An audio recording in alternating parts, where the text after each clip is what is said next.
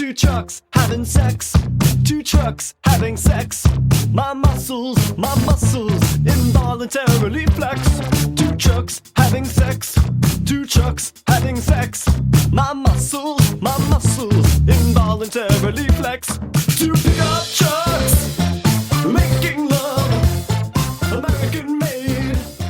Listen up, Autobots and Decepticons. You're listening to Prime Cuts, a non-linear history of the Transformers franchise on television. I'm one of your hosts, Audrey.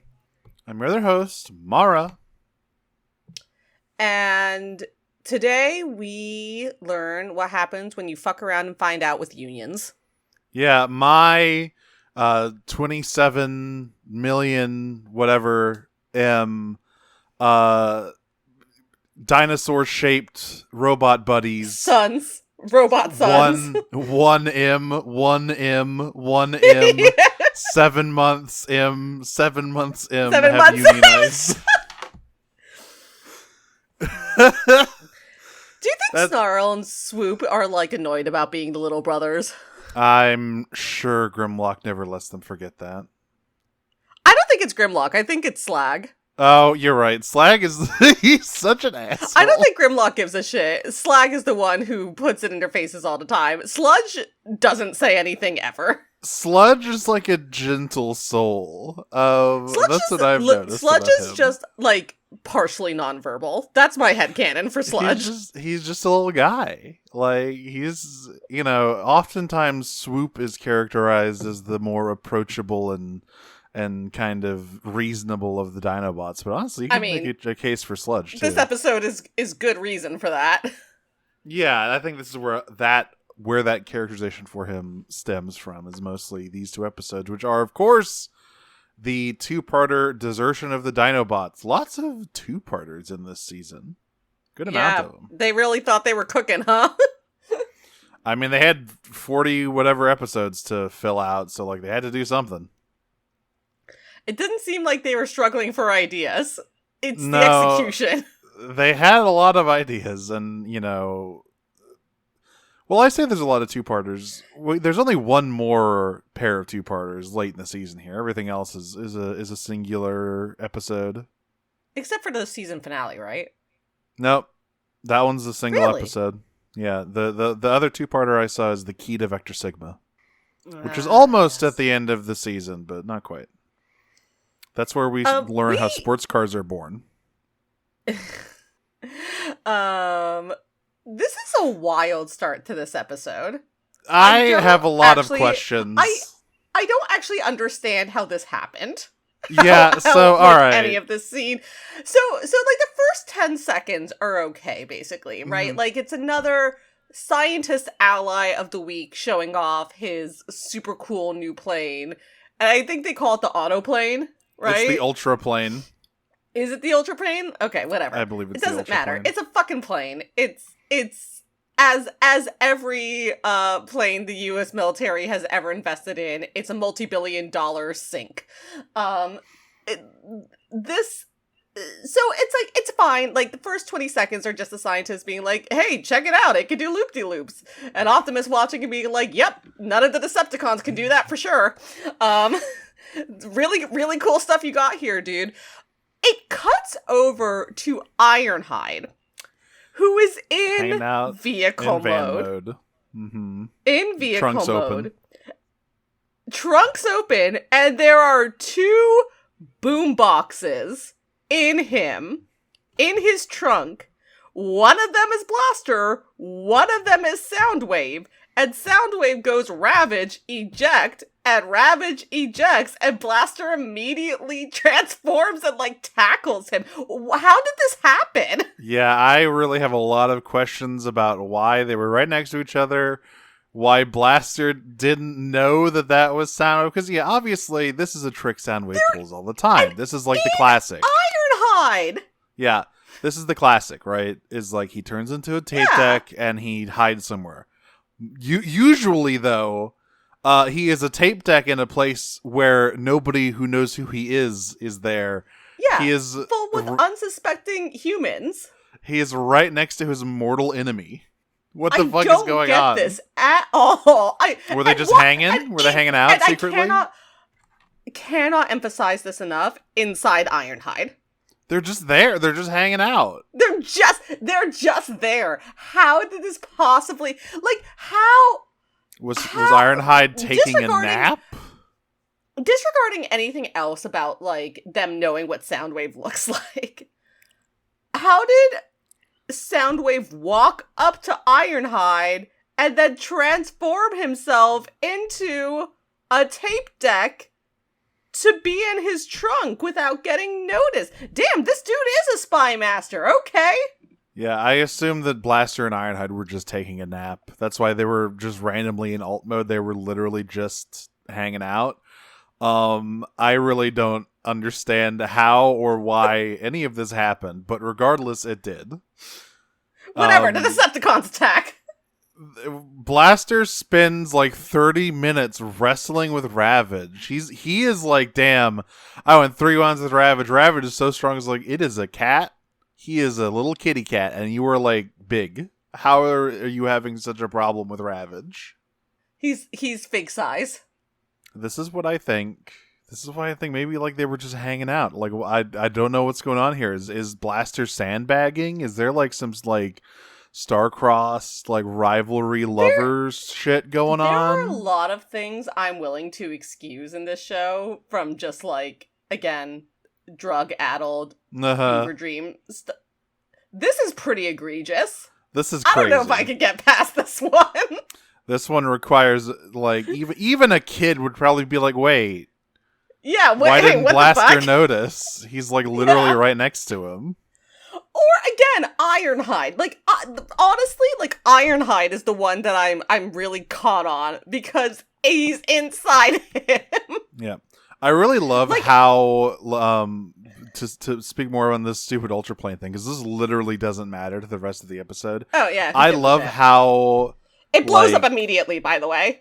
It's so by the book, the start of this, because like, there's a new gadget, the Decepticons blow it up, and then it was a distraction so they could raid some kind of lab.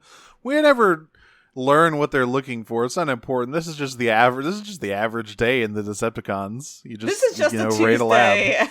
Yeah. This is just a Tuesday on the Nemesis. That's right. It is worth mentioning though, the Decepticons get their shit kicked in by the Autobots in this scene, like badly. Yes, though I will say this is like, well, are you by this scene? Do you mean talking about the lab? Where they do the raid? Yeah, yeah, because like they're like, we have distracted them. They do get their shit kicked in. This is also the start of Starscream being like particularly ruthless to Megatron in these really episodes. Funny in this episode. He's really firing on all cylinders throughout this first episode. He like doesn't show up as much in the second one, but like he doesn't let a single opportunity to shit on Megatron go. So first they like break in and Megatron's like looks at the scientists and goes, "Give me what we want and no one gets hurt." And Starscream's like, "Why are you giving them the option? Just kill them. What are you, a pussy?" He's like, why are you treating these fleshlings so softly? Just walk up and grab them and shake them around and like, give us the thing. Which he does. So the Autobots defeat them through a combination of good old-fashioned beatdown and like a little bit of subterfuge. I really like when Mirage steals Megatron's cannon, really, and then they start fighting over it like a pair of toddlers. Like, no, give it back. And meanwhile, Hound projects a holographic Megatron flying away, and Starscream's response to this is, of course he's retreating. Yeah. Wait, no, I have the exact words, which are really good. Because Soundwave goes, Megatron is retreating, and Starscream goes, what else is new? Damn, what? He's in a bad mood this week. He's like, you know Megatron's been sleeping on the couch this week. I don't know what happened, but... Yeah, because also Megatron doesn't like berate him or fight back. What is going on? Yeah, there's something happened that we don't know about. Megatron is retreating. Starscream. What else is new? Starscream's all pissy. But yeah, they get their asses beat, and that is not important. what's important is that we cut over to, well, actually, this isn't important either, but this is insane. This is just to establish something about Carly. We cut to the amusement park. And Bumblebee, Carly, and Spike are on the teacup ride. And, Carly and Spike are going, wee, wahoo, yippee. And Bumblebee says, I don't get this thing. So Carly crawls over there, opens up his pop chest. those panels, big boy. Yeah, let me get in there real quick. And I'll turn off You ever get fingered? Yeah, she slides it in real on the down low. And Bumblebee starts having a great time, and Spike's like, what did you do? And she goes, oh, I just turned off his equilibrium sensors. Yeah, she looks at Spike and goes, I'm gonna make him throw up. And she says it with like a deranged smile on her face. She's honestly, God bless Carly. I love Carly. Carly, if you're free on Thursday. Can we trade Spike in for just Carly? Can we just return him to the store? I don't like him. Carly's cool. Hey, listen, I'll do a 2-for-1 special. I'll give you Spike and Sparkplug. Fuck both of them. Yeah, we don't need him. We just need Carly. Yeah, Carly's a little scary. I'm trying to remind myself that Rule's coming soon. I like Rule a lot. Yes. So then they go to the airport. Sparkplug is coming back from something or another. I don't know. He's just there. He was on the trip doing vague business things. I don't really know what. But then they go outside and they spot a distinctly blue and a distinctly maroon F-15 Eagle taxiing down the runway towards a hangar, and they go, wait a minute. By the way, real quick, they get Thrust and Ramjet mixed up a lot in general, just because they both have bits of maroon in them. Mm-hmm. These episodes, they really don't know which one of these bitches is which. Yeah, I just assumed it was always Thrust. With them, with the Coneheads, it's easier because not, because there's very distinctly a moment where it's Ramjet. Very That's true, clearly. Because it's a lot easier to tell who's supposed to be who because you can look at the wings. But also Ramjet has a line. Ramjet has a line at one point that's very classically Ramjet and not Thrust, and then it's and then you look back again and he's all maroon. And they really don't know who these bitches are in this. They're like, I remember what Thundercracker looks like. It's great, dude. You got 3 more of them now. Okay, fine. Yeah, finally, we cleared up one of them. How about the other 5? Yeah, we cleared up. We finally got the elite Trine colors down. Newsflash, you got 3 more assholes to deal with now. Yeah.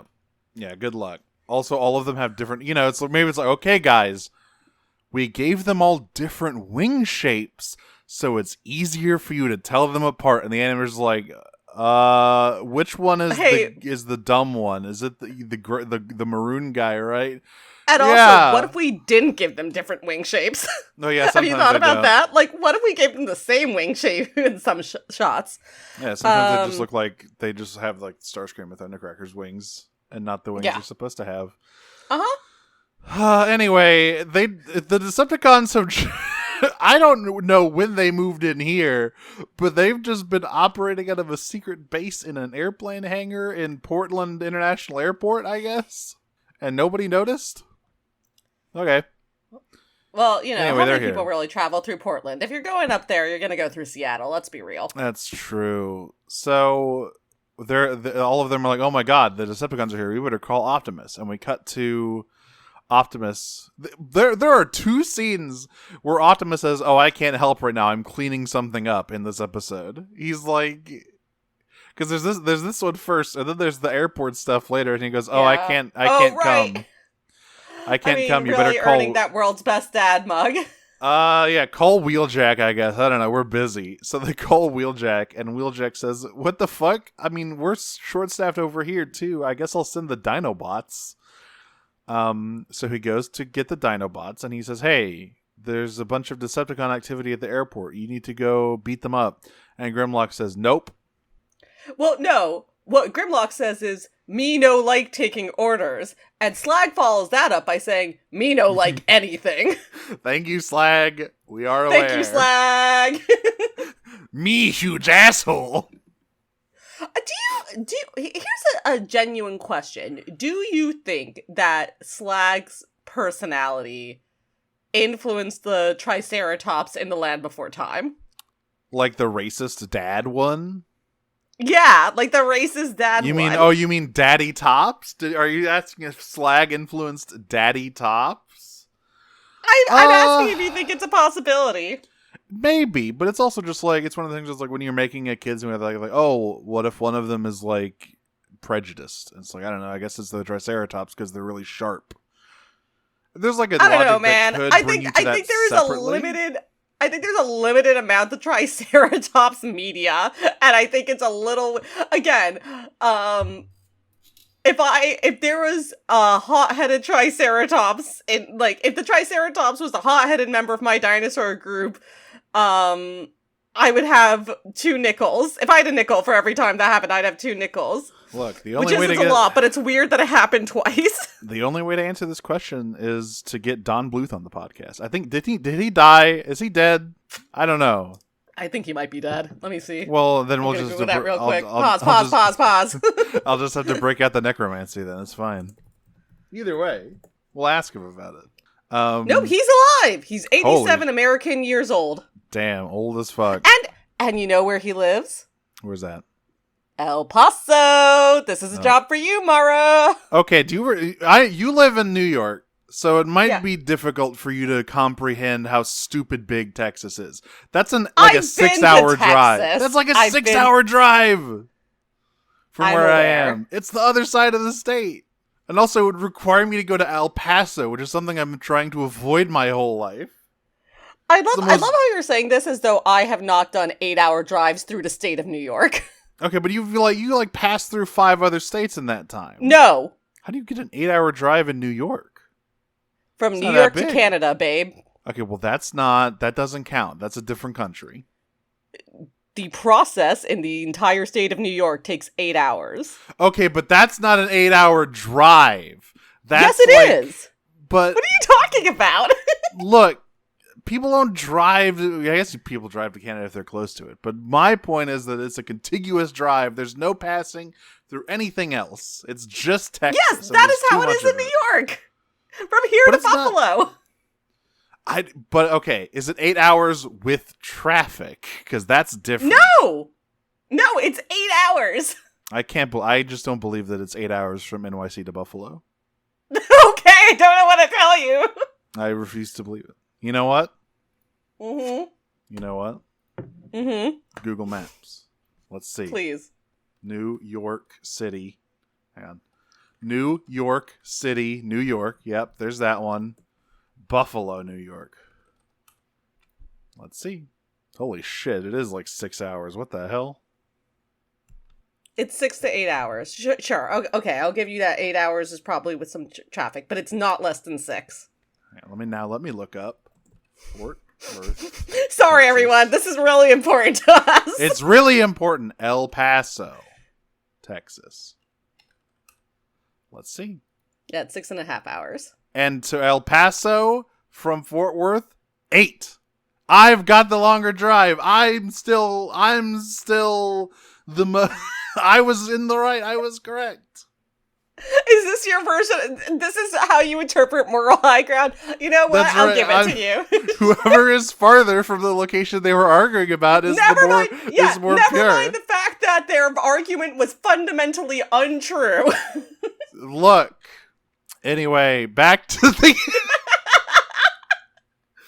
Yes, Grimlock doesn't want to take orders from anyone, but this is really good because Wheeljack asks why, and Grimlock pauses and then he goes, "Me don't know. I guess I'll go." Like he can't come up with a reason, so just like I guess I'll go. I don't really have like a. I can't really. Yeah, I come don't up have a with strong reason. argument against this. No, I'm just obstinate. Unlike the I guess two I'll just co-hosts go. of the show who just debated driving Mhm. distances. That's right. We'd fit right in with the Dinobots. So the next sequence. Now, this all turns out to be like kind of a trap, but they do get the Decepticons get their asses kicked again, and there's some truly outstanding highlights in this action sequence where the Dinobots attack their secret base. My favorite is as they burst through the walls like paper mache. Oh, By yeah. the way, just crumpling like paper. Starscream, again, on his relentless warpath against Megatron in this episode goes, some secret hideout you have. Even the marauding Dinobots found it.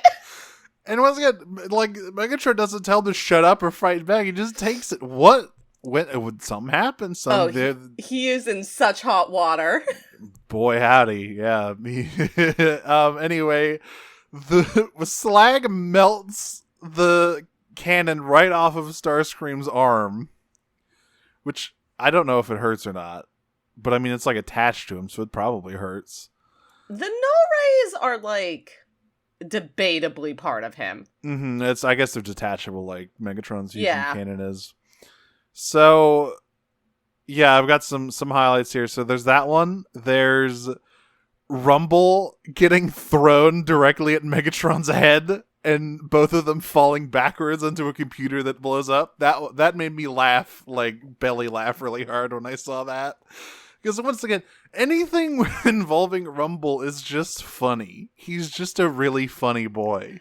There is a part later in this episode where Megatron just kind of like flicks him to the side, which is like also very funny. I guess it's the next one probably, right? No, it's at the end of this one. Okay.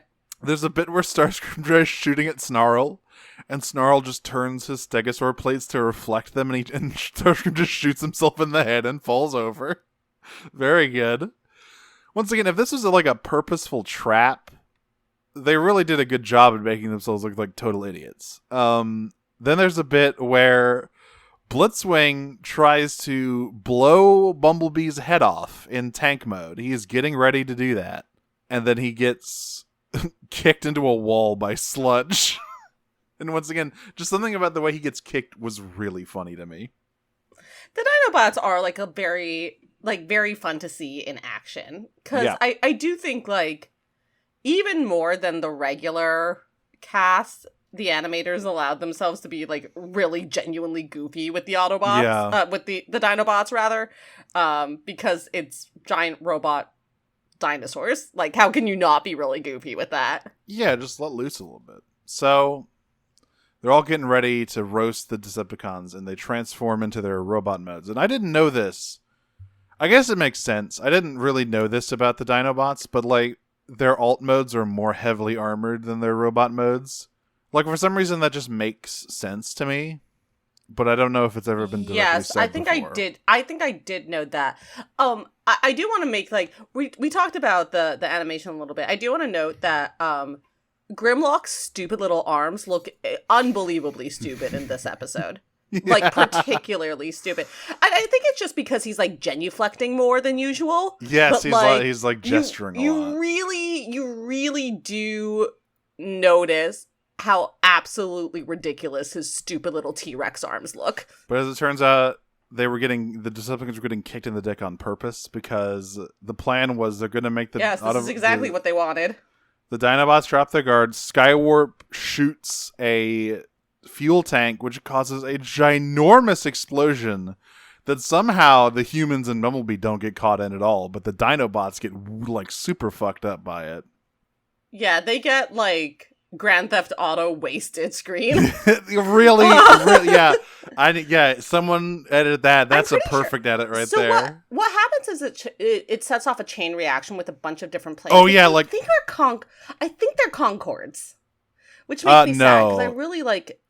No, they just look like normal planes. Concords are really long and thin. These just look like regular old, like, Boeing 737s. Well, whatever the case is, they... All of them blow up. They blow up. Yeah, they blow up real and they send the Dinobots flying, and the Dinobots say, actually, fuck this, when they are able to get back to their feet. Yeah, so we cut around, so we see, I guess this is kind of supposed to be the first hint of like, is something wrong with Grapple fucking up this roof that they're rebuilding at this airport? But hey, even before, so they're like repairing the airport after, again, 4 planes blow up. By building a shed out of bricks. It's unclear what the structure is. I think it's supposed to be the hangar. I think it's supposed to be Really a hangar. It doesn't really it's a matter. really shitty It doesn't hangar. really matter. It doesn't really matter because, hey, Drake. Yes, Josh? Where's the door? Yeah, there's no... They're just building like a big stone cube, basically. And then like... I have never seen... Okay. Why? All right. There's lots of ways to like lay down masonry, right? To do some brickwork. I don't know if I've ever considered this a possibility where you have a plane airdrop the bricks in a perfectly... This is actually... And a car come out the mortar. Yeah. Well, okay. That part, I guess, is, Ironhide specific. But I gotta give Powerglide some credit. This is pretty impressive because I struggle to imagine how it's even possible. But regardless, Grapple fucks up the roof. Listen, I'm 100% sure that Powerglide has a side gig doing aerial writing. Oh, yeah. Yeah, he's a skywriter on the side. He's making very, big bucks. very, very precise with this. It doesn't matter because this is still a shitty structure with I cannot emphasize terrible. enough. No door. No door. Yeah, if it's supposed to be a hangar... Concrete brick walls, 4 of them, no door, and what would have been a perfectly flat roof. Yeah, also... If Grapple hadn't fucked it. Yeah, this is a really... if this is a hangar, the Autobots need to do some more research about what a hangar is, I think, because they have a few misconceptions about it. But yeah, Grapple's like, I never fuck up. I'm always perfect. And it's like, well, I don't know, man. My favorite part of this, like, Optimus, like, they all laugh. Like, so Grapple tries to put the roof on, and it, like, the entire structure disintegrates. Oh, yeah. And, like, Ironhide and Powerglide are having a good little laugh about it. They're like, don't worry, some of us always suck. Grapple's like, and Optimus is like, it's okay, Grapple, like, we all make mistakes. And Grapple goes, not me. Not like this. It's such a perfect... Not like this! He's so genuinely fucked up about it. There's a scene where Hoist and the other medics are, like, loading all of the, like, fucked up Dinobots into stretchers, basically. So while they're getting repaired, everyone's complaining about, like, oh, I hate all these primitive tools we have to use. It was way better back on Cybertron. And then we cut to the middle of the desert. And Mirage in particular is like, everything was better back on Cybertron. I miss Cybertron all the time. Let me load up some video files of Cybertron on Teletran and just watch it for a while. Yeah. I was rich back on Cybertron, I wouldn't have had to hang out with all of you low-class Autobots back then. I'm a class traitor. So we but cut in the opposite direction. Yeah. We cut to the middle of the desert. And Ravage just pops out of Soundwave's chest. Out of nowhere. And Megatron's like, dude, what the fuck was that? And Soundwave says... And Soundwave's like, I do not know. That's never happened to me before, I swear. And then everyone just starts falling out of the sky. Like everyone. And Megatron's like, alright, we gotta fix this shit. I think I know what's causing it. So they go to like a power substation to drain it dry, because his assumption is, we're just low on energy, or we drank some bad energy. We gotta get some new stuff in there. Yeah, he thinks they have food poisoning. Let's be clear here. It's not that he thinks they're starving. He thinks they got food poisoning. Yeah, so get some good energy on, flush out the bad stuff. So of course, Optimus is like, they're doing something, but I gotta continue building the world's shittiest hangar. So I guess I'll call Wheeljack again, and Wheeljack's like, all right, guys, this is literally right after they've all been repaired. They have just been repaired from getting their asses blown up, and then Wheeljack says, Optimus like zooms in on his fucking like Teletran 1 FaceTime. There is an important part here where like Swoop is the last one to get repaired, right? Yes, yeah. I'm trying to remember the timeline. So Swoop is the last one to get repaired, and like the last thing that happens before Optimus calls is like Wheeljack's like, "Okay, Swoop, transform," and Swoop's like, "All right," and then like is able to do it. And I think like that's actually important for this episode. Yeah. So then Optimus calls on, "Hey, Dinobots, feeling good? Great. You had to go fight more Decepticons." And Grimlock's like, "All right, I'm fed up with your shit. I'm tired of this. We're not taking orders from you or anyone. We're putting our 2 minutes notice in, and we're quitting. We're just quitting. We're leaving. Go fuck yourself." And they leave. And there's like a reaction shot, like a live Optimus reaction, which I'm is so really glad fun. you also noticed. It just like lingers on his face. Again, like he has the faceplate on, so you can't actually see his real and he doesn't have like pupils or anything. So it's like really hard to see like real expressions on Optimus in G1, but it does linger on his face for just a second long enough for it to be like, what? It feels like he's making the surprised Pikachu face under there. Like, yeah, that's exactly. what it feels like. That's exactly what it feels like. So yeah, they just leave, and Optimus says, all right, fine, I guess we'll go. And then, this is maybe the best, like, 3-minute sequence I've ever seen. When everyone starts dying. Yeah, so it starts with all of the Autobots rolling up. And the first thing that happens is that Megatron tries to point at them, and he goes, what does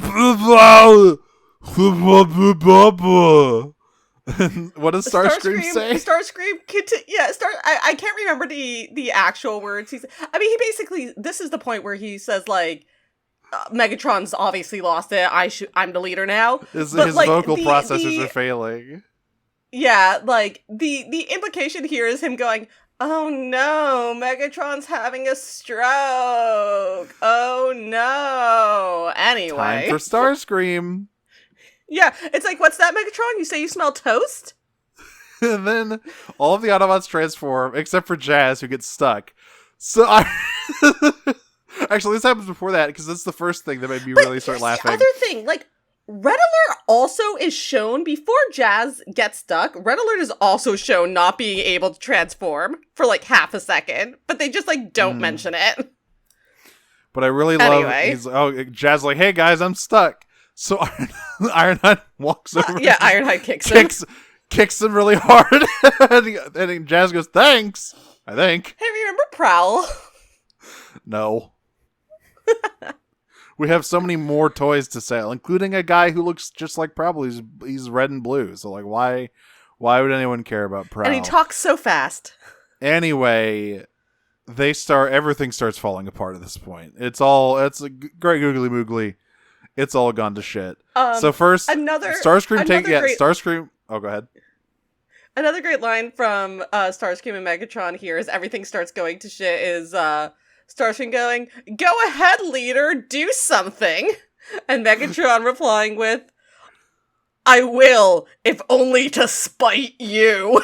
This is marital, they need to go to the couples therapy or something. I don't know what's going on here. Like, this has been like the most divorced I think they've ever been, honestly. it's like it's impressive. Both the most married and the most divorced I think they've ever been in this show.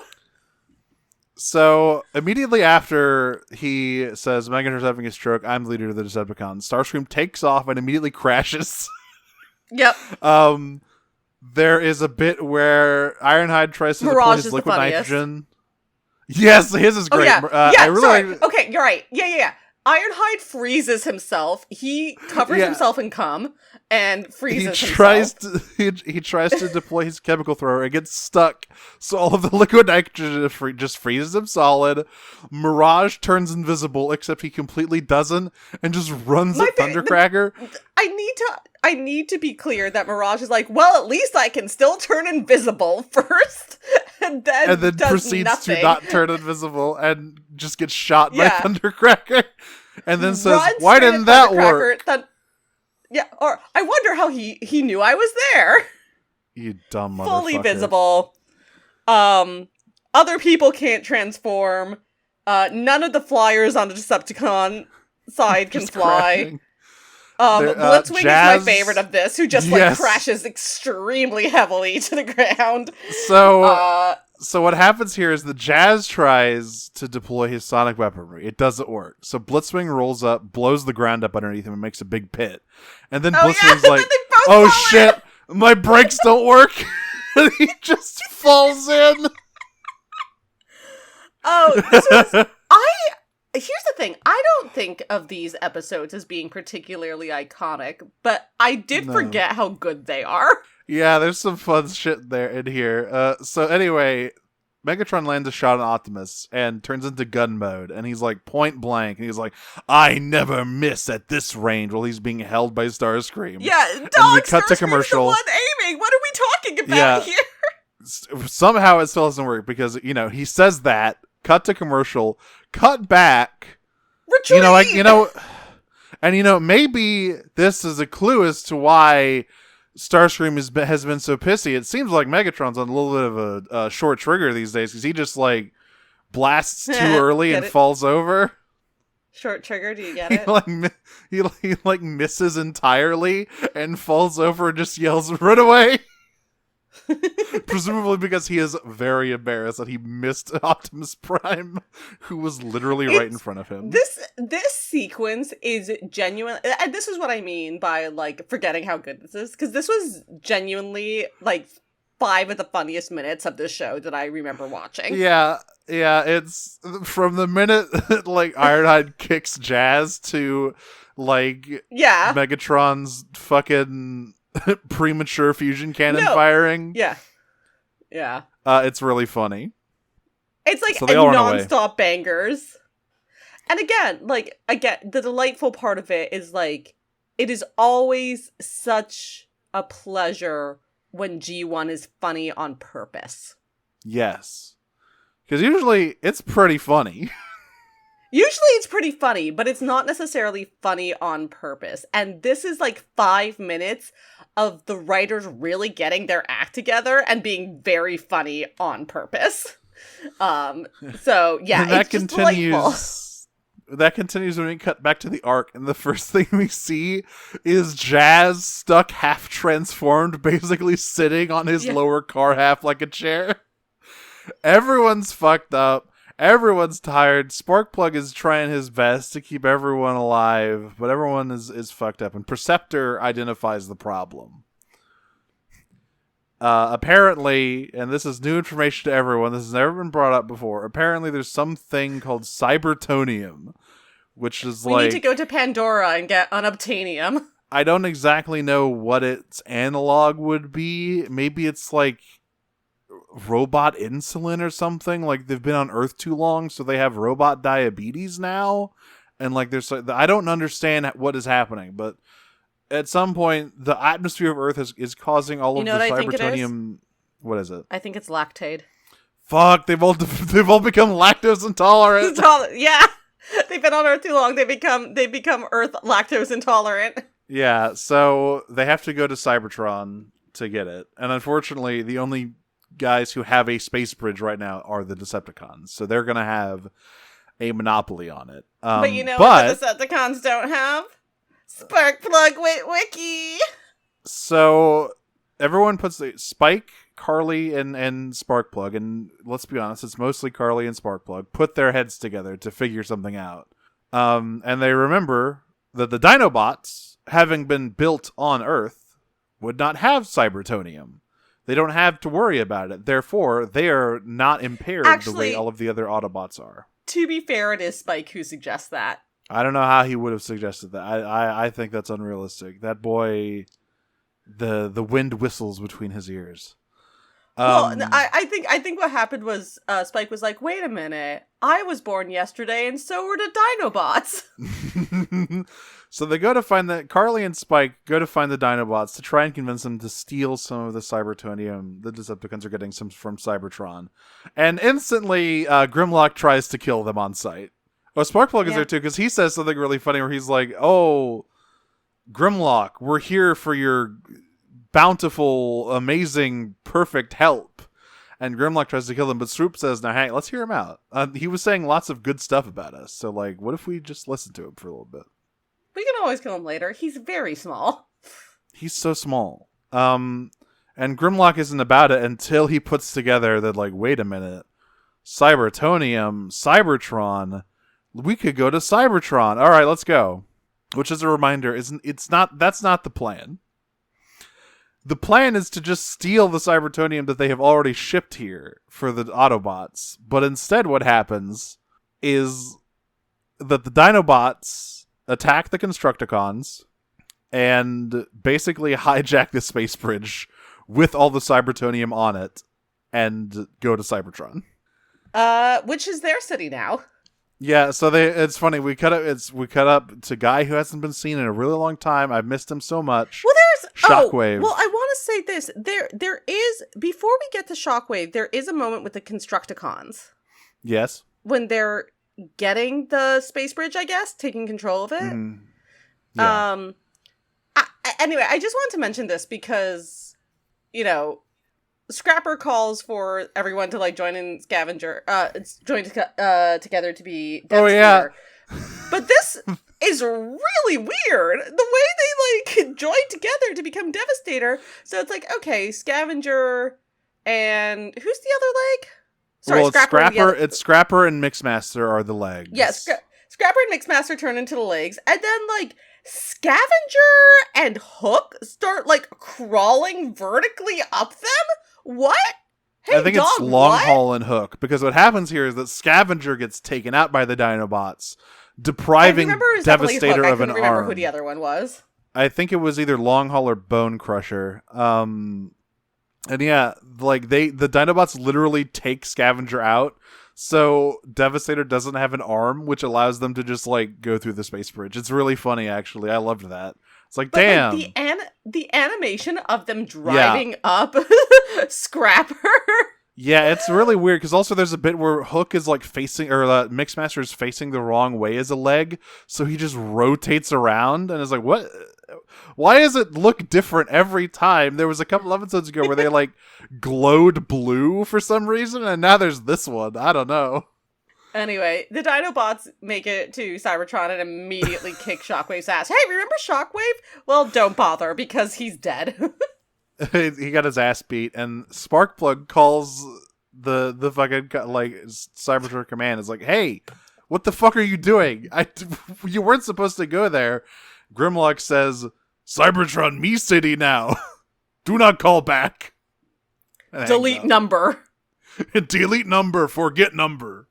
So it went bad. It went very bad. And so Spike and Carly are all right, we gotta go. We gotta go up there. And there's a really funny bit where, Carly's the one who's all right, we gotta go up there. And Spike says, well, normally Prime would stop us, but he's too weak to do that. And then it cuts to Prime going no, don't go. It's too dangerous. And then he just falls over. These are really good episodes. I am genuinely shocked at how much I enjoyed these episodes. These are fun. These are the most fun I've had in a long time, actually. They aren't janky or weird like some of the other ones we've covered, but they are enjoyable because it's just fun. They are enjoyable, and there's so much that's done again on purpose that I really enjoy about them. So, more evidence on Carly being the only human we ever fucking need in this show. She does some insane, Fast and the Furious driving to get past Devastator into the space bridge, and Spike looks like he's about to have a heart attack. So, just to, she can rewire Cybertronians basically anywhere at any time. She's a master stunt driver. She seems to be extremely intelligent. Why do we need these other two schmucks? Get them out of here. Don't need them. Well, I will say, she'll even fuck Bumblebee. She will. There's something really funny that happens in the second episode that makes me question what was going on with her. But anyway, they get to Cybertron. But this time, Shockwave's okay, I'm going to be ready when someone comes through the space bridge next time. All right, Megatron? That other thing that happened isn't going to happen again. Which is where we cut. It's next time the episode will continue. Well, what he does is, as part of this, is just immediately start shooting at the as soon as it makes a noise. Yeah, it's the post. It's on site for him. Yeah. So next episode, we do a little bit of retconning here because it shows Carly and Spike getting to Cybertron and Shockwave finding them. So what happens in the beginning of part 2 is they're just sitting there in Carly's car waiting for the doors to open. Can I say, yes. There is a previously on section here, which I really, really enjoyed. It's where they meet their deadly foe, Shockwave. It's yes. Deadly foe by what metric? Has he even met Spike before? There was that one episode where he went to Cybertron in season 1. But I don't think he and Shockwave ever, like, met and also, yet. deadly. Deadly's a very strong word to be using for Shockwave. I don't think he's done much of anything yet. So yeah, they get there, but the first thing that happens is, I really liked this. He blasts Carly's car with a ray that makes it completely vanish. Hey man, that was my car! And not an Autobot, and Spike's like, I don't think he cares. I do like that, Carly, like most of the cops in this country, is more concerned about material damages than lives lost. Damn. So they're running through Shockwave's lab. They hide behind like some lab equipment, and Spike says, "We're safe back here. He'd never vaporize his own robots." And I just wanted Shockwave to say, "Joke's on you, human. I'd kill my own mother for a modicum of scientific progress." What he does say is almost as good though, because what he does say is miserable glitches. Yeah, that's after they slide through this, yes. And there's a hole into the fucking computer. Oh, forgot to mention, Spike is equipped with some kind of like patch on his thumb that acts as a radio transmitter. He's got like a spy radio, basically, back to Earth. And unfortunately, he does not use it by making like a fake telephone like hand gesture and hold his thumb up to his. I'm really like, what's the mouth. fucking point, right? I know, right? And he's like, I'll look really silly talking into my thumb. Anyway, they are in. Honestly, I wish more like tech bros had that philosophy. Then we wouldn't have like Google glasses or shit like that. Yeah, or those people who just like wear the Apple VR headset on the bus or whatever. It's like, man, if I did this, I'd look like a real dipshit. I probably shouldn't do it. They just don't have that instinct. They're just like, everyone will look really cool because I'll look like a cyberpunk guy waving my hands in the air on the bus wearing this big clunky idiot headset. Anyway, they've arrived in like the Decepticon head computer. And Teletran one's kind of able to construct basically a model to get them through it. It's kind of this. It kind of reminds me of those. You know, when you go to like a science museum and there's like a thing where you can put a quarter in a ramp and like. Yeah, like, yeah. That's what it reminds me of, and that's what happens to Carly when she falls in. And she says she twists her ankle. There's evidence to me that would suggest that was faking it the whole time. I'm very suspicious about this. Yes. Actually, I do want to say one line of dialogue before that. Before she falls down, they're like looking at this whole thing, and Carly goes, "Oh my god, Spike, do you know what we're in?" And he goes, "Trouble?" And she goes, "No." Yeah. So they basically bumble their way into deactivating the entire Decepticon power grid. Yeah. And Wheeljack gave Spike one of those. Oh yeah. Did we talk about Teletran AI generating their surroundings? Yeah, it just like basically like, and that's a lot of faith to put in that. It might hallucinate like a tunnel where there is one. You go right into a fucking like that's what I'm bone saying. crusher. But yeah, Teletran one can like. It makes more sense since they're like on the surface of Cybertron, but why would it know what the inside of Decepticon Command looks like? Anyway, they blow up the computer. Carly's twisted her ankle. But they get out onto the streets of Cybertron. And they're looking for Wheeljack's lab, because there's some spare Cybertonium in there. But Carly is like, wait a minute, there's something following us. This is also the bit where Spike like scoops her up princess style to carry her around. Okay, before we get to that, there is a quick cut to Shockwave talking to Megatron. Yes. Oh, again. yeah. And I do want to talk about this very quick. So Megatron checks in with Shockwave, and he goes, "Hey, Shockwave, how's it going with Spike Wiki, my personal nemesis? I hate that fucking kid more than life itself." And Shockwave sounds so resigned, and he just goes, "Yes, they've managed to escape." Yeah. And he like immediately gets laid into by Megatron. Yeah, I'll reprogram you for maintenance work if you don't capture those humans. And Shockwave was like, hey, calm down, all right? I've sent the Sentinel after them. And the Sentinel is a really silly looking robot that rolls around and barely tries to catch them, and then gets and its it'll head kill squished in them the for door. sure. Okay, so jump off my dick. The Sentinel is nothing compared to the tunnel drone. Yes, Anyway. we all know the tunnel drone. If we all know the tunnel drone and what it does. So they get to the lab, and yeah, like as I said, Spike just scoops Carly up to carry her around. There is no way that this kid is faster carrying Carly's full weight than she would be, like, leaning on him for support. But Well, then look, walking he's got maybe he's got crazy upper body strength from all those years of child labor, and Oil rigging? rig, you know? Yeah. Yeah. His fucking lats are absolutely enormous. That's why they keep him around. He's really good at lifting stuff. Yeah, he carries her into the lab, but she's like, "There's something following us. I saw a big shadow." And it turns out that shadow, like there's a bit where Spike finds like a pistol in Wheeljack's lab to shoot at whoever's trying to get in. And as it turns out, it's just Swoop, who's like, "Hey man, don't shoot. I'm good. I'm on the run too." And Swoop recounts to us what happened. Because the last time we saw the Dinobots, it seemed like they had everything pretty well in hand. They'd kicked Shockwave's ass very easily, which is true, they did. But as it turns out, Shockwave has like a drone army that he just called in. Yeah, and, we all know the tunnel drones. And he captured them all except for Swoop, who managed to fly away. So the Dinobots have been put in the Cybertonium pits to slave away. So the new mission is, all right, we got to get down there and free them.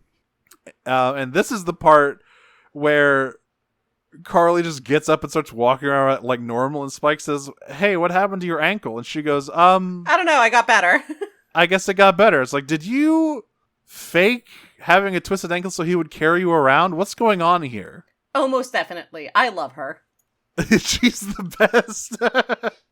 So yeah, the next like 7 minutes or so are just a sequence of them going through the underground tunnels in Cybertron with Swoop and like it is fighting. It's not just a sequence of that. It's a sequence of them setting off every trap that could possibly be imagined. Yeah. On God's So they're green like earth. they set off one trap and they're like, "Gee, I wonder what set that off. We'll have to be more And then careful and immediately look walk out." past a sensor for another one. Yeah, as they are saying we have to look at it and be more careful, they walk past an enormous wall sensor and set off heat-seeking missiles. It's so...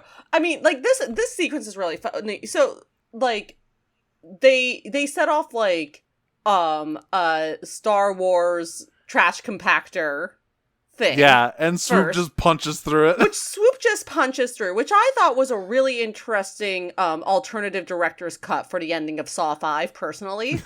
But, yeah, then they set off heat-seeking missiles, and, like, this is where, like, another commercial break happens, because Swoop's like, no, Yes. they heat-seeking, can't get away from them. And then it, like, And goes to he's commercial like break.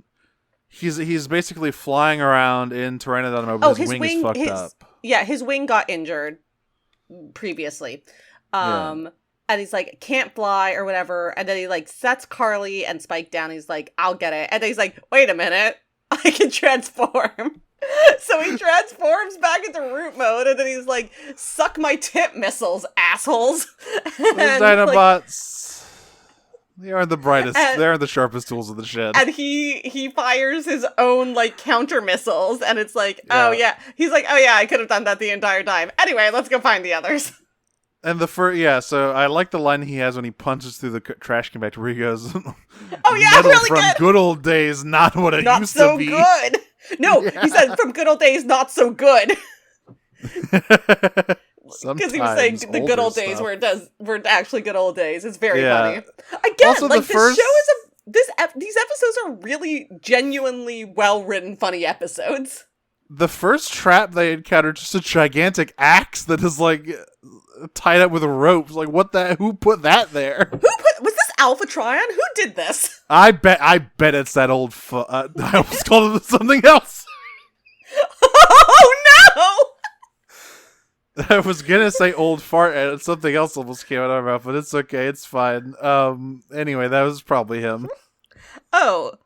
Or maybe it was the females, because we know they're running around. Well, based on what I think you're about to call Alphatron, it's the same slur, huh? So, anyway, don't worry about that. They get to like a... This is crazy. Okay, this is actually really Protect the interesting. dolls! Uh-huh. This is actually really interesting. Because they come out into this big, like, buried city, basically. And everyone's like, wow, this is crazy. I wonder what this used to be. And they go into this building that has a big screen in it. And, like, Carly turns it on. It's like this is like a viewing station. I wonder what's on it. So the thing puts a disc in. And this is, I believe, this is our like first backstory about the war that we ever get in the cartoon. Because it just kind of starts and it just says, yeah, they're fighting. Besides, well, yeah, okay. If you don't count that opening scene as backstory for it, then yes. But it's like, that one is just sort of like here's why they're fighting. It's about energy.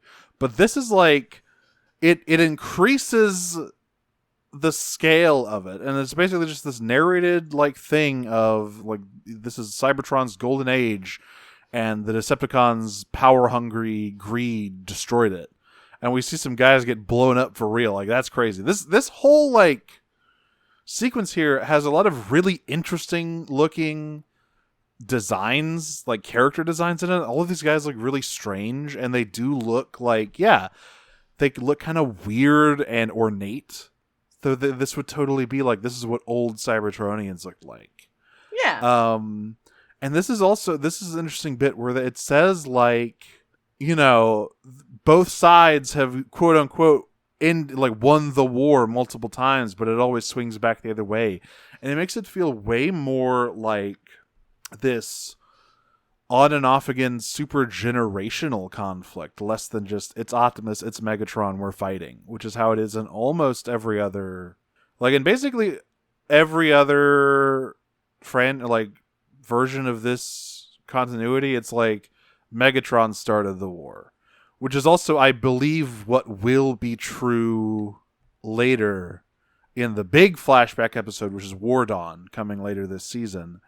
But this early one is like, this is really interesting to me. And I thought this was a really interesting just thing to put in here. And then after it's done, Swoop says, me not know any of that.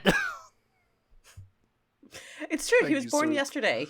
He was literally born yesterday. But after that really interesting, just sort of, it's so interesting. Like, they put it here of all places, which I guess makes sense. It's the first time we've been back to Cybertron in a while, I think, since season 1. For like at least an extended period of time. Yeah. So I just found that this whole sequence really fascinating from like a evolution of the like lore standpoint. But unfortunately they all get captured by some fucking guy. These drones also look weird. They look like they look almost like older toys. You ever see like Tobor or whatever? Like this sort of like automated, like rail-driven plastic robot toys from like the 60s. Can't say that I have. But yeah, these drones are interesting. All of Shockwave's little drones. So they all get captured and thrown into the pits where they find the Dinobots. And all of the Dinobots they've basically been lobotomized. Because they're like, me not know how to transform. Me just love working for Decepticons. But thankfully, Carly can just fix that shit right up because she's the best. Because she loves fingering panels. She is really good at getting her fingers all up in robots' business. She loves fingering panels. I'm not joking. I'm very serious about this. I just think that she would have a lot to do if she, you know, like, we don't need those other two. Sparkplug and Spike, just take a hike. Chip, you know, you're all right, but you also work for Lockheed Martin, so like, I don't know, man. Yeah. You're on thin fucking ice. Again, as we've been saying, she just needs to wait for Astoria to hit the scene. That's right. Learn a thing or two from Astoria. So, they fix the Dinobots. And again, And Rule. Grimlock, and Grimlock begrudgingly goes like, yeah, I guess it's okay to help people, whatever, fine. And they formulate a plan, which is basically that Spike and Grimlock fake an argument, and the Overseer drone is like, hey, Shockwave, the Dinobots aren't, like, they're not working, they refuse to work with the humans, and Shockwave just says, then take the humans out, what the fuck, why are you calling me? What are you, dense? Yeah. Are you fucking stupid? Oh, also, I forgot, there's another bit. I think when they capture them, the drone calls them, is like, we've caught the humans. And Shockwave says, put them down in the Cybertonium mines with the foreign robots. It's like, whoa. Excuse me, A little Shockwave? xenophobic there, aren't we? I mean, look, between that and females, I feel like Shockwave is just like 2 seconds away from saying some kind of old-timey slur at all times. The voice doesn't help. The like I very, know he's on Stormfront. Oh god. Oh. Anyway, they turn off the gates. I guess just assuming that the Dinobots are still fully in control, even though Swoop just got there and he wasn't like lobotomized. So anyway, they just blow them up and run. They just blow up the drones and get to the space bridge where, if you can believe it, Shockwave gets his ass kicked again. If you can believe it. Oh, I love this. Where it's like, at some point, so first it was him calling, hey, we have all the Cybertonium, but the space bridge doesn't work because the humans blew up the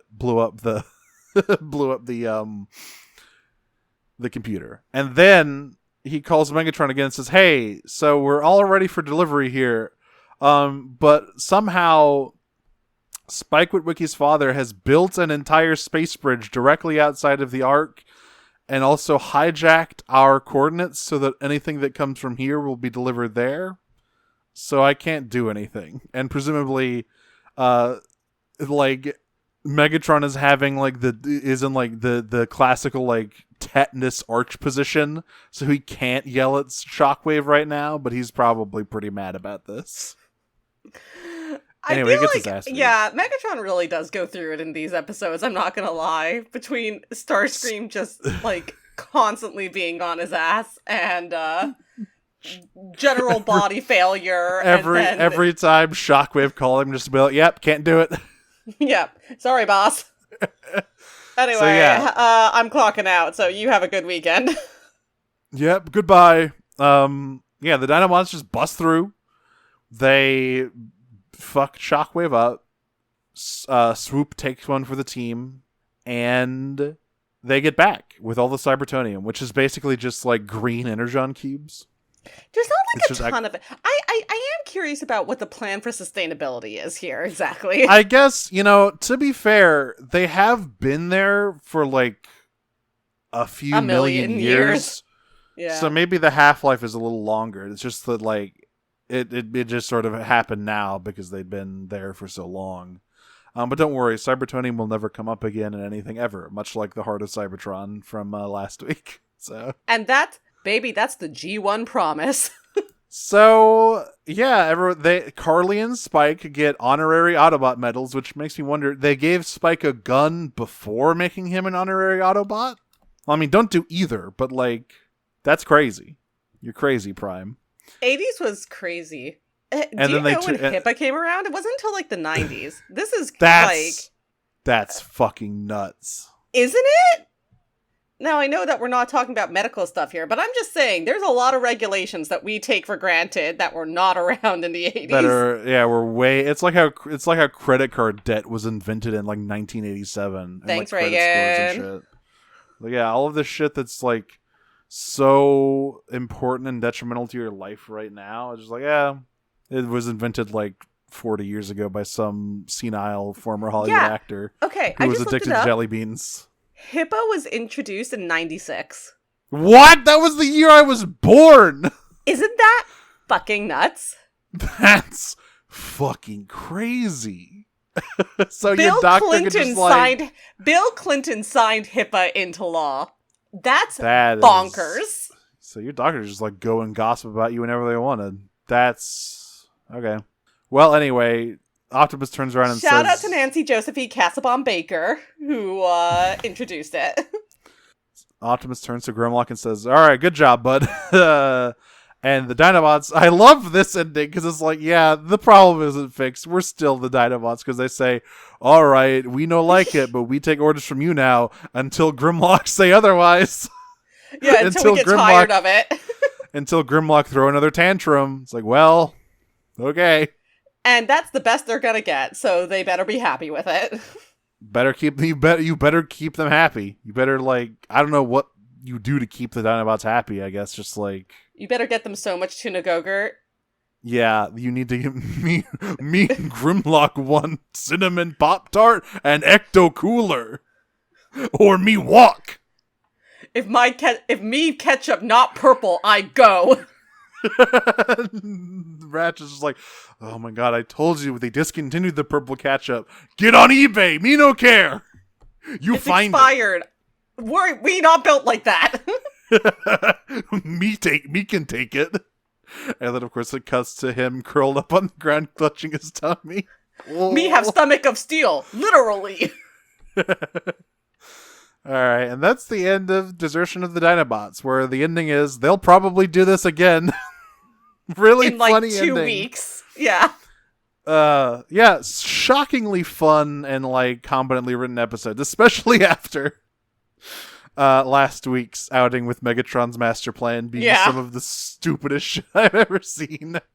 Yeah, no, like it is I love G1 a lot. It is such a rare thing where it is so funny because of things that were conscious choices. Mm-hmm. Like there's no, other than the very beginning of like, how did Soundwave get in this position? Yeah, there's again, no real that, and to be fair, that was so bonkers, I still don't think I've recovered from it. That may be like the most egregious thing that I've seen in this show so far. And that's saying a lot for this show. But not really any of the comedy is coming from like the preposterous like events or just like the complete like lack of any care writing. It's just like, oh yeah, it's just like or animation errors even. I mean, there's a couple of them, but it's not like that's where the funny bits are coming from. Yeah, for the most part, all of the animation, it's just like boring ones. Like, oh, Megatron's barrel in his gun mode was colored gray, and this one's like, they made Ramjet red. Yeah, it's not like any of the real. It's not like when Optimus is really small in the Washington D.C. episode. That's really good. Or there's 2 of them. Yeah, or there's 2 of them, or 3 Starscream Moon, any of that stuff. No, it's just like kind of normal, slip through the crack style stuff. There, I saw one where I noticed Optimus like no clip through a wall in truck mode at some point. It's like whatever, it's fine. Yeah, but yeah, other than that, it's just like kind of a fun '80s cartoon. Like it's just a kind of a fun time. You get some good like as much character work as you get in a show like this. You get some of that with like Carly and Swoop and stuff. And the fact that you do get both of these episodes is the reason why G1 Season 2 is the greatest season of television that ever aired. That's right. It's a land of contrasts. Just like our question channel, if you would be so kind as to start taking us through smooth. So smooth like butter. Beachcomber's #1 bro, Chet asks, so Sparkplug just built a space bridge all by himself, huh? At this point, Sparkplug knows at least as much about Cybertronian technology as Wheeljack does, because they're working together all the time. I think he's planning on... And he knows more about it than he does about human anything, including parenthood. That's true. I still think he probably should have taken a bit of time when that doctor said, what if we could just put his mind somewhere else? I think he should have thought a little bit more about how insane that was. Geist asks, do you think the tiny Shockwave gun that Shockwave pulls on Spike and Carly can transform into a tiny Shockwave? I forgot he does have a tiny version of himself that the gun that makes... So from the people who brought you to Beach that makes things old is the gun that makes things small. And that is a tinier version of Shockwave's alt mode, yes. It's because I like to play with myself. It's so lonely on the moon. All I have up here are these weird-looking drones that don't even talk. It's not the moon. That's a little one. Yeah. And look, she's not lonely up there. No. You don't know what she and the others are getting up to in their cool secret guerrilla base underneath Cybertron. You know, I do. That is for sure a Yellow Jacket situation. Chet asks, what kind of tiny war crimes does Tiny Shockwave commit? And this one, none of them, because he's so shockingly incompetent. Yeah, now it's all going after the Micromasters. They're just off screen. They're just very small. Who got in the back of Ironhide first, Blaster or Soundwave? How long were either aware of the other's presence? It's a real chicken and the egg you question. tell me. It's a real fucking conundrum. It's like a Chinese cone. It's yeah. It's the G1's version of the trolley problem. There's no answers. Like whatever answer it is, it's insane. Why didn't either of them notice? It's crazy the whole way down. The only actually semi-reasonable explanation is that they were both aware of each other and thought the other didn't know, and were playing the long game of trying to spy on each other. That is the only thing that makes sense. Yeah. Which of the Primes has bestowed Carly with their blessing so that she may never know fear? That's just raw, baby, robot that's all fetishism. human. She is. Look, there's a line in where she's like on Cybertron. She's like, "Wow, the longer I spend here, the more I love it." And Spike goes, "The longer I stay here, the more I'm tired because all of the stairs are typical." But that's like she knows no fear because it's just that she's so turned on by robotics. It doesn't matter. It doesn't matter. I know she's human. There was a moment where I was like, wait, did I forget it Carly's a sorry situation? That would be crazy. because I thought that could be why her leg felt better. Then where the fuck did Daniel come from? If then that begs that question. If she's around Cybertronian, then it's oh, okay, so actually she's feeling better now. Meanwhile, it's having the adverse effect on Spike. But I was like, nope, she just gets off on this shit. It's crazy. She really just yanks those panels open and gets all wrist deep in there. She does. Decepticon Ruby asks, what are the Dinobots' definition of quiet quitting and loud quitting? Quiet quitting is when they don't blow anything up when they leave. Quiet quitting is when they just go back to the cave. Loud quitting is when they burn it to the ground, literally. And that is often what happens. They are often very loud quitters. What's the funniest reason to quit, and should it be loud or quiet? Well, the funniest reason is, and again, you can only do this when you're sort of in a position where you don't need a job, unfortunately, but for very petty grievances. Mm. I mean, and there's always quiet quitting is always because quiet quitting is just you just don't care. You just stop trying, right? So that's usual. Although there have been everyone fantasizes about the big, loud, theatrical way you want to quit your shitty job, right? Everyone's had a shitty job, just God, I want to do it so bad. I know exactly how I'd tell this place to go fuck themselves on the last day. Well, speaking of that, Dead Name Stealing Faye asks, what were your loudest and your quietest moments of quitting you've done? I feel like I've never had a loud quitting. I feel like it's either been it's a seasonal position and I just want to stay on. You've never quit a job? I have. I recently actually quit one that maybe I quit a little too early. I mean, that's what loud quitting, quote unquote loud quitting is. Yeah, just I put in my 2 weeks, but it wasn't dramatic or anything. It's just I don't really. But loud quitting just means that you declared it. Yeah. But it's not the big, like I said, everyone wants to do the big, throw on, I quit, fuck all of you, I'm never coming back here. I've never done that, even though everyone wants to. Who has a shitty job. So mine are kind of the same, actually. Mm-hmm. I had a job until fall of 2023. Where I was a union leader, and a series of events happened, which would be too long to get into here. But essentially, I don't think they tried to do this, but the result of their policies was that they stole my wages, essentially, because they changed my job description without making it clear that they had changed my job description and taken away very supplemental pay. Very cool. Very cool. So I knew that they had changed my job position, but they hadn't made it clear that they took away the supplemental pay that I was getting for doing this other work. And again, I don't think they were actually trying to do it, but that is sort of what happened, right? Mm-hmm. And so this was a job that I had already been trying to get out of for like the better part of 2 years anyway, which is why I ended up at a very shitty job in October 2023 for 5 months before getting where I am right now. But so like I had already like been extremely checked out in my work, so that was like the quiet quitting part. But like this came out and I was like, oh, so actually, you want fuck me this. I was like, so do you want me to sue you? Because it's like, because I can do that. Like, I can sue you for wage theft. I've sued employers before. I'm happy to do it again. And I know you already have multiple other lawsuits. And they're like, well, HR was like, well, we can't speak on that. I was like, you don't have to. I'm a union. I know. It's like, I'm a union leader. I know what's going on with my constituents. It's like, what are we talking about here? Like, you don't need to tell me shit.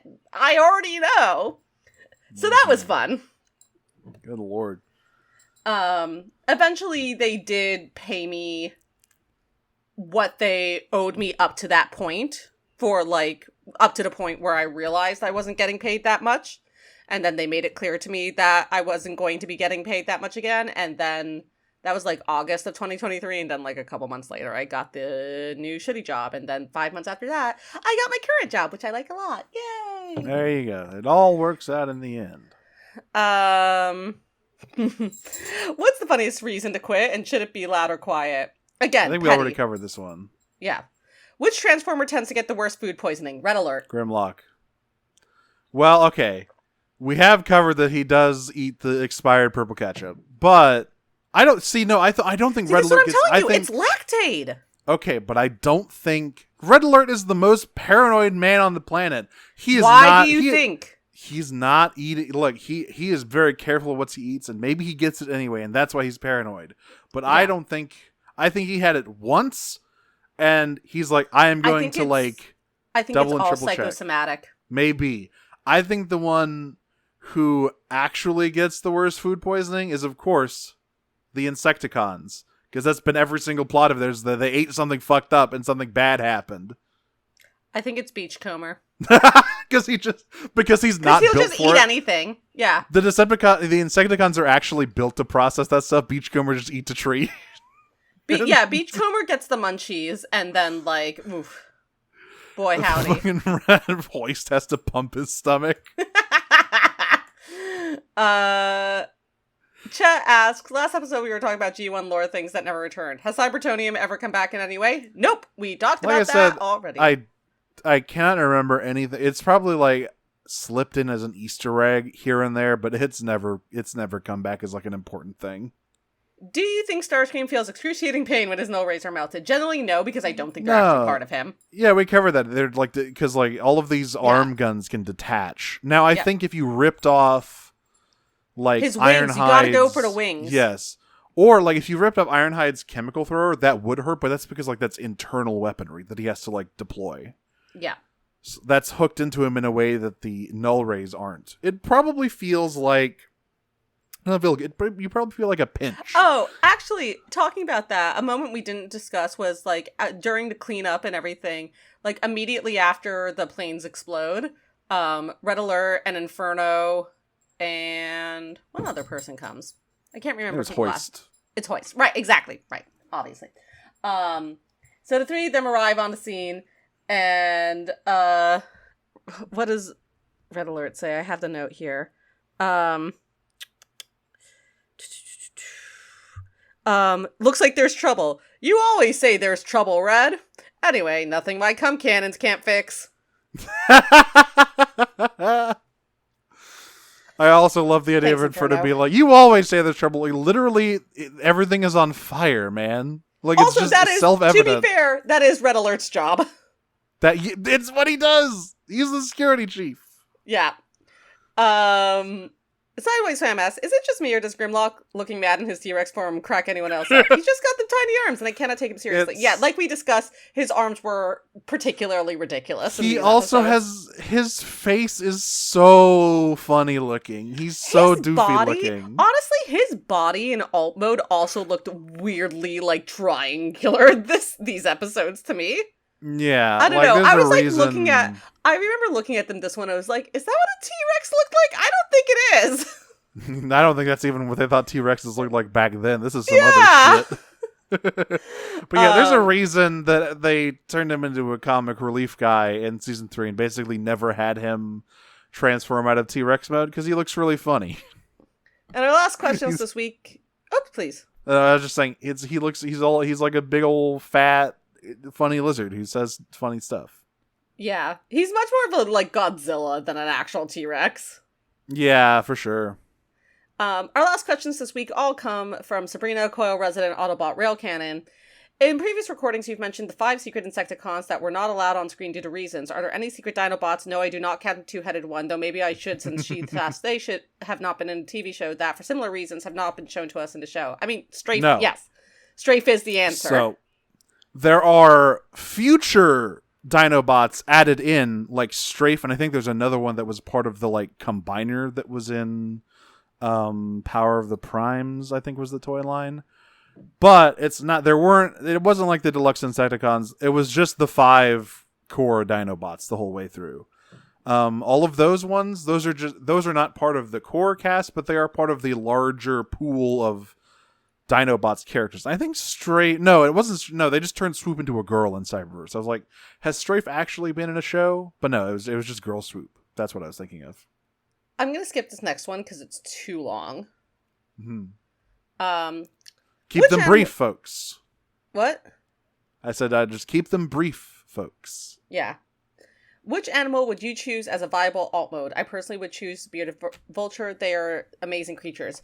I'm choosing the deadliest animal I can think of, a hippopotamus. There would not be a lot of problems you couldn't solve by just turning into a hippopotamus and smashing a bunch of shit. Those things are fucking terrifying. They're huge, they're territorial, and they can kill your ass so quick. Here's what I will say about hippopotami, is that when I went to Victoria Falls, I did a Zambia River cruise. There were so many crocodiles, and my guides were so chill about the crocodiles, as was I, by the way. Like, I wasn't, like, scared. There were also a ton of hippopotami, and they were much less chill about that. Yeah. Yeah, no, a crocodile, they can get your ass, but they're generally mostly just logs. Hippopotami are ornery and hate it when people are around in where they are. And they're so big, and their jaws have such immense pressure. Yeah, they can pop your head like a grape. So I think I would go, I do think like a bird is a cool idea. Anything that like you can manipulate things in your alt mode, I think is a good viable alt mode. Because you don't want to be stuck with an alt. I guess it doesn't matter if you're like if your alt mode is built for like being big, like Sludge or whatever. Yeah. I think I would go with, I like the Bearded Vulture reference, so I'm going to go with another bird. I'm going to go with the albatross. You should go with my second choice, the cassowary. Oh, fuck, wait. Which is also the second most dangerous animal I can think of. Yeah, I love those things. I love all of the bird. I forget what lineage of birds it is, but all the ones that have the swords for... No, wait, I'm going to be and never mind. I remember my favorite one of those birds. I want to be a shoebill. Those things have evil in their eyes. They're way bigger than you would assume. 2, yeah, they have a malevolent countenance about them, and 3, they make really fucked up noises. They make noises that sound like machine gun fire. It's like, what kind of hellish animal is this? Honestly, you can kind of like throw a dart at Australia and choose an animal from there. Yeah, I like the shoebill. Big fan of shoebills. Yeah. The Shockwave's beam that makes things go away have similar properties to IDW Killmaster's wand. I forgot about the wand. I actually no. don't remember this at all. I'm not So, gonna lie. Whirl he talks about having an arch enemy named Killmaster.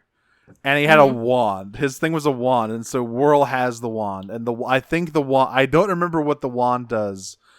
I think the wand is responsible for the Spark Eater. I think it like sends things back in time. I cannot remember. But I don't, maybe it does. Maybe Shockwave's gun shunted Carly's vehicle into like prehistoric Cybertron. I don't know. There's not enough data. Yeah. And our last question this week is Sparkplug is so smart as to 1, constantly assist with repairs to the Autobots, 2, build Autobots X, 3, build a space bridge port. Why the hell is he working on an oil rig? Man should have been making wacky objects. And don't go telling me that he doesn't have a good success rate or that he had help, because Wheeljack is right there, and how many times has that shit gone wrong? Just about every time. You know, I've been thinking about this. You have to follow your passion, and sometimes your passion is getting slick. You know, maybe it's a fucking Walter White situation, right? Where Sparkplug's own massive ego got in the way of actual success, so he was stuck on an oil rig. How is he going to endanger his child doing science? Exactly. He needs to teach Spike that death lurks around every corner. A lesson never learned. No, he has not. I think Autobot X made him believe he was invincible, actually. I think that episode had taught them the wrong lesson. To be fair, if you could beat Megatron's ass, I would also, like, if I could do that at any point, I would also think myself invincible. Yeah, I think that might have had some unfortunate side effects. Some unfortunate side effects on Spike's confidence level. Well, regardless, we have been Prime Cuts. You can follow us on Blue Sky, primecutspod.biscuit.social, and find us on Patreon, patreon.com/primecuts. Beginning this month, last episode of the month is going to be our first episode on Headmasters, beginning our completely linear journey through the Transformers on Japanese television. Totally forgot about that. Whoopsie. Haha! I didn't. I need to update the schedule. But yes, we were. This is why Mara is A, in charge of our Patreon, and B, in charge of our calendar. I've got that. I've got that. And I told her, I was like, if you want to do this, it's on you.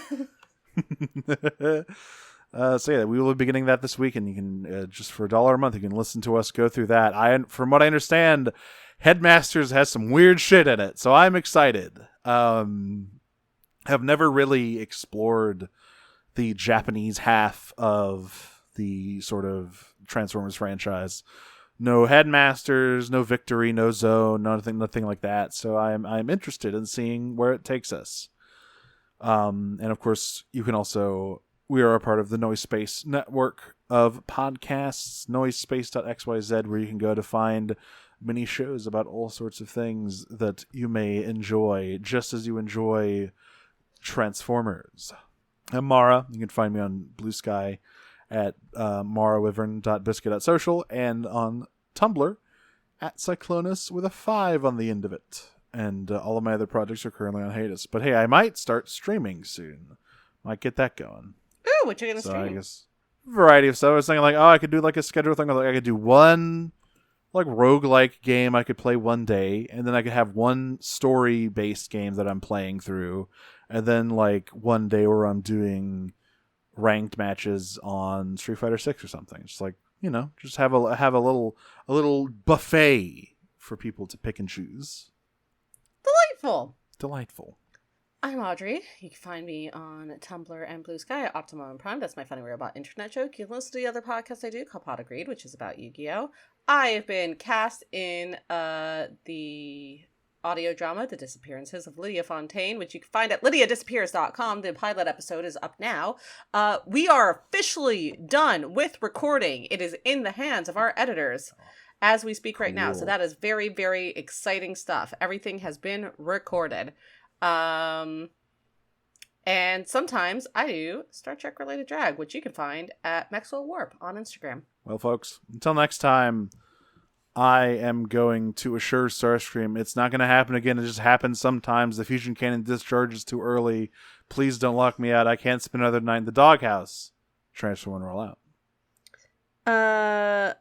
I am going to AI generate your surroundings so I can track you in the enemy stronghold. Transform and roll out. Peach. Peach. Whoops. Sorry. I almost forgot. This is Future Mara. Hi. I'm not used to the Patreon stuff yet, so I forgot to do some reads for our $10 Elite Guard tier patrons. Important to get the muscle memory started on these sorts of things. So thank you to Gothic Sushi and Sabrina Steele for being honored members of the Prime Cuts Elite Guard. Okay, now Peach. Patreon.com/Prime Cuts. Go there.